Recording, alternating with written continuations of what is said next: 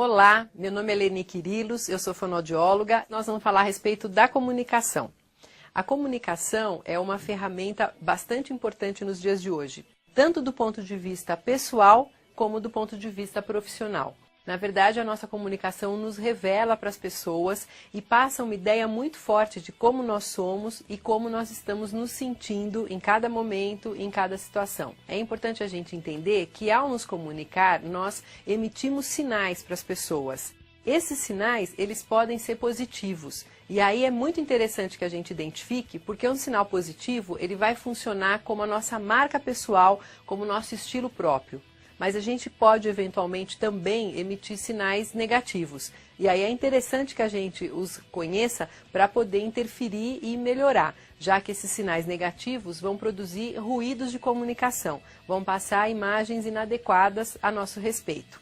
Esses sinais, na prática, eles são emitidos para as pessoas por meio de 3 condições. A primeira é a condição corporal. O movimento do meu corpo, a maneira como eu me coloco, os gestos que eu utilizo vão produzir um determinado impacto. Eu emito sinais também a partir da maneira como eu falo. Então, as inflexões que eu coloco na minha fala, as pausas, as ênfases que eu utilizo no meu discurso vão também produzir um impacto. E, finalmente, os aspectos vocais que estão relacionados à maneira como eu utilizo a minha voz. Esses 3 grupos de características vão produzir impactos. E é sobre cada um deles que a gente vai falar agora. A maneira como nós nos colocamos corporalmente passa impressões muito fortes a nosso respeito. Uma pesquisa americana nos mostra que 55% do impacto na comunicação vem da imagem do nosso corpo. O que é importante a gente destacar? São 3 características principais que a gente deve ter em mente. Primeiro é a postura corporal. O que é mais interessante? Que a gente adote uma postura ereta, confortável e que a gente se coloque de frente para a pessoa com quem nós vamos nos comunicar. Quando eu utilizo esse tipo de postura, eu passo para as pessoas a impressão de que eu estou absolutamente segura do que eu estou falando e, principalmente, que eu me sinto motivada a me comunicar. Se eu tenho, por exemplo, insegurança em relação ao que eu vou falar, é comum que eu me coloque numa postura mais humilde ou numa postura mais caidinha. Se eu estou dessa forma falando com vocês, seguramente vocês vão ficar com a impressão de que eu não estou lá muito certa do que eu estou dizendo. Então, é uma postura que não vai passar a firmeza que é necessária, principalmente numa reunião de negócios, no meio profissional. Isso vai desmentir qualquer fala mais otimista do tipo, estamos no controle pleno da situação. É claro que o que vai chamar mais atenção é essa postura derrotada e não a fala propriamente ou esse conteúdo otimista dizendo que as pessoas estão no controle da situação. Por outro lado, a gente também tem que tomar cuidado para evitar as posturas exageradas. Então, se eu me colocar de uma maneira ereta, porém rígida, eu posso passar uma ideia de snobismo, de antipatia, que pode, consequentemente, me afastar das pessoas. Em relação aos gestos, o que é importante a gente destacar? O gesto, ele é natural na comunicação, ele faz parte da nossa comunicação. A gente usa basicamente 2 tipos de gestos de maneira natural. O primeiro é o gesto que acompanha a ênfase. Então, no meio da minha fala, da minha frase, eu vou enfatizar um determinado trecho e esse trecho enfatizado é marcado, por exemplo, por movimentos das minhas mãos. Quando o meu corpo interage e faz esse gesto durante a ênfase, ele é visto como uma condição natural. O outro tipo de gesto natural é o gesto que a gente chama de simbólico. Então, por exemplo, eu me refiro e falo assim, é importante que todos vocês fiquem atentos a essas colocações. Quando eu faço dessa forma, esse gesto também tem uma característica natural. Se eu estou numa situação onde nenhuma dessas 2 condições ocorre, é interessante que eu mantenha as minhas mãos naquilo que a gente chama de posição neutra. A posição neutra pode acontecer com uma mão sobre a outra, com as mãos apoiadas em algum local, com os dedos cruzados. Todas essas são posições neutras que vão intermediar esses gestos. É interessante que a posição neutra varie no decorrer do tempo e que eu não faça sempre o gesto voltando a todo momento para a mesma posição neutra. Quando isso acontece, eu passo uma ideia de artificialismo. É como se as minhas mãos ganhassem vida própria e se movimentassem independente do que eu estou falando. Isso só vai passar para você a impressão de que eu estou tensa, de que eu estou nervosa, que eu não estou à vontade na situação de comunicação. O terceiro ponto diz respeito à expressão facial. O nosso rosto é visto pelo nosso interlocutor a partir de dois planos. Existe um plano superior que acontece da ponta do nariz para cima, onde os olhos têm a maior carga expressiva. E existe um segundo plano, que é o plano inferior, da ponta do nariz para baixo, onde a boca é responsável pela maior expressão. É interessante que a gente passe para as pessoas a impressão de harmonia desse conjunto. Então eu falo movimentando a minha boca, fazendo movimentos com os olhos, com a testa e etc., que devem se harmonizar e serem coerentes entre si. Quais são erros muito comuns? Por exemplo, eu posso estar muito insegura em relação à situação e articular com a boca quase fechada. A hora que eu faço isso, a minha parte de baixo do rosto acaba perdendo expressão e isso chama muita atenção. Se por acaso eu fizer isso em termos de articulação e tiver também tensa ou preocupada com a situação, é comum que eu franza a minha testa, que eu aperte os olhos, e aí a hora que eu faço isso, eu passo a impressão muito forte de que realmente aquela situação está me incomodando. Eu posso, por outro lado, estar assustada com a situação, e aí eu vou arregalar os olhos e os meus olhos vão chamar a atenção do meu interlocutor. Então é fundamental que a gente tenha essa preocupação, que a gente capriche na movimentação da boca ao falar, até para desviar um pouco do foco de atenção de uma eventual preocupação para essa parte do rosto, e é fundamental que a gente também faça movimentos, massageie levemente essas estruturas para que a gente produza uma expressão com mais harmonia. Vamos nos referir agora à fala propriamente dita. A fala pode acontecer a partir de várias entonações, de padrões diferenciados que vão produzir impacto, que vão produzir efeitos. Vamos falar inicialmente na questão da modulação. Eu modulo a minha voz, o tom da minha voz, né, para produzir a minha fala, e a cada final de frase eu tenho 3 possibilidades. Eu posso finalizar num padrão que a gente chama de ascendente. Então eu falo, por exemplo, o frio pegou os paulistanos de surpresa. Quando eu faço isso com essa entonação ascendente, eu estou falando de algo alegre, festivo ou surpreendente, como é o caso do exemplo que eu dei.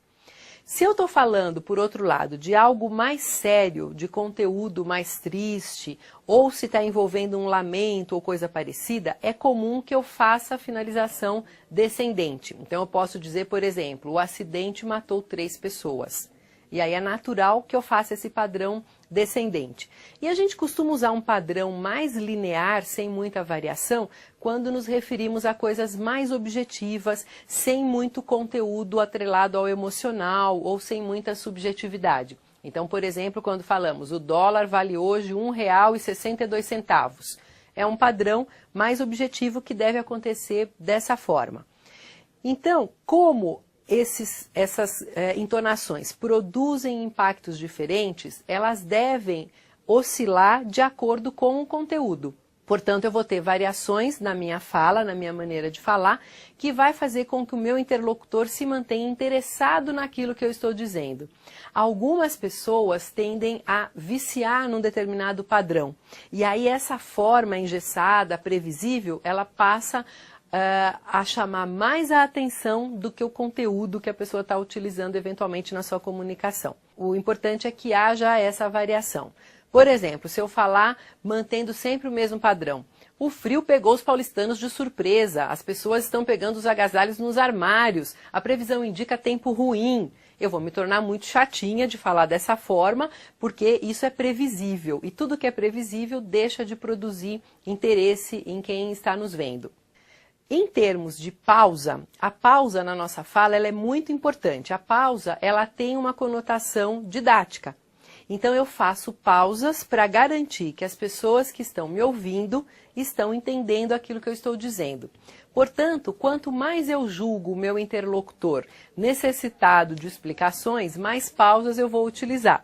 quanto mais eu identifico que ele tem facilidade para me entender, a tendência é que eu utilize menos pausas. A gente deve dosar essas pausas para que a gente atinja de maneira eficiente o nosso interlocutor, separando blocos de significado, para que ele realmente tenha a oportunidade de acompanhar o nosso raciocínio.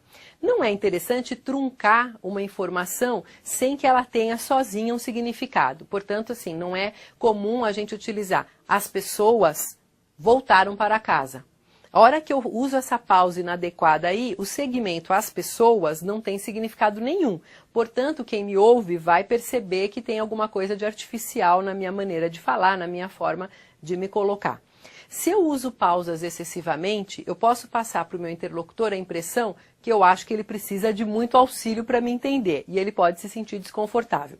Se eu digo, as pessoas voltaram para casa e perceberam que lá não havia ninguém.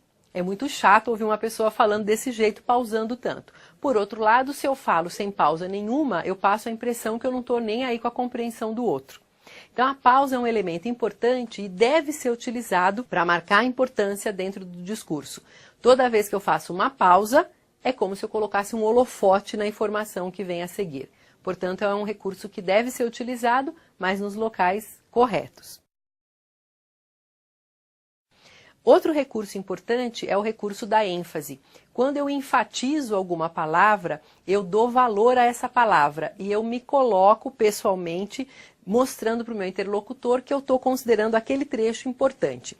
Isso é fundamental. É a sensação que a gente comenta da mensagem subliminar. Então, o sujeito com quem eu estou falando vai perceber a minha utilização de ênfase como um cuidado que eu estou tendo em me colocar de maneira mais aberta, dando claramente qual é a minha opinião a respeito do assunto, a respeito daquela situação. Fora isso, a ênfase está muito associada à ideia de entusiasmo na comunicação. Então, por exemplo, às vezes a gente encontra executivos que falam corretamente, se colocam de maneira impecável, a gente ouve a pessoa falar e julga assim, nossa, que sujeito equilibrado, controlado, como ele consegue passar bem a ideia dele. Mas se ele não marcar trechos do seu discurso com a ênfase, ele vai passar a ideia de pouco entusiasmo. Então, por exemplo, se eu digo alguma coisa do tipo, o presidente sancionou hoje a lei que altera a aposentadoria. Eu destaco hoje e nessa linha eu estou chamando a atenção para o momento em que a informação está acontecendo. Muda de figura se eu desloco essa ênfase para um outro trecho. Se eu falo, por exemplo, o presidente da República sancionou hoje a lei que altera a aposentadoria. Agora eu estou chamando a atenção para a mudança. Então, a ênfase é um recurso que é utilizado e que produz um impacto interessante. Chama a atenção e passa para as pessoas a impressão de entusiasmo, de motivação em quem está falando. Isso, quando a gente está falando representando a empresa, é fundamental. Um outro recurso da fala que é interessante diz respeito à duração das vogais. As vogais, elas produzem um impacto muito importante. Se eu utilizo uma duração curta de vogais, eu passo a ideia de bastante objetividade. Então, por exemplo, se eu falo, as pessoas voltaram para casa, eu estou passando para você a impressão de estar dando uma informação bastante objetiva. Ao contrário, se eu opto por aumentar a duração da vogal, eu passo a ideia de mais subjetividade. Por exemplo, as pessoas voltaram para casa. É claro que se eu preciso dar uma ordem ou se eu preciso passar uma informação de maneira precisa, por exemplo, numa reunião na empresa, eu não posso ter a opção 2, que é a do aumento de duração das vogais. Eu devo passar a ideia de mais objetividade, então eu preciso falar utilizando as vogais mais curtas. É essa a mensagem que eu vou estar transmitindo. A voz é produzida no nível das pregas vocais, que são estruturas em formato de V, que se posicionam na laringe paralelas ao chão. O som que é produzido aqui, no nível da laringe, é um som muito débil, muito fraquinho. Esse som vai ser amplificado no que a gente chama de cavidades de ressonância. Nós temos basicamente 3 cavidades, que são a cavidade da garganta, a cavidade da boca e a cavidade nasal. O ideal é que a gente utilize essas 3 cavidades de forma equilibrada, que é o que eu estou fazendo agora falando com você. Quando eu utilizo dessa maneira, eu passo a impressão justamente de equilíbrio, de sensatez e de conforto na produção da minha fala, o que é bastante positivo. Eu posso, por outro lado, ter algum desequilíbrio nessa utilização. Por exemplo, eu posso jogar o foco da minha emissão todo para a região da garganta. Quando eu falo dessa maneira, além de sobrecarregar a garganta, que está fazendo sozinha o trabalho, que seria de 3 estruturas, eu passo para você a impressão de uma pessoa com pouca energia, de uma pessoa triste, quase que deprimida. Isso não é interessante para a comunicação da minha mensagem. Eu posso, por outro lado, desenvolver um padrão atípico, sem utilização de cavidade nasal, como se eu tivesse muito gripada naquele momento. A hora que eu falo dessa forma, eu passo para as pessoas uma impressão de separação, de falta de contato, porque o nariz está muito relacionado à afetividade, né? Já vista que os cantores românticos todos usam bastante cavidade nasal, James Taylor, Roberto Carlos, etc.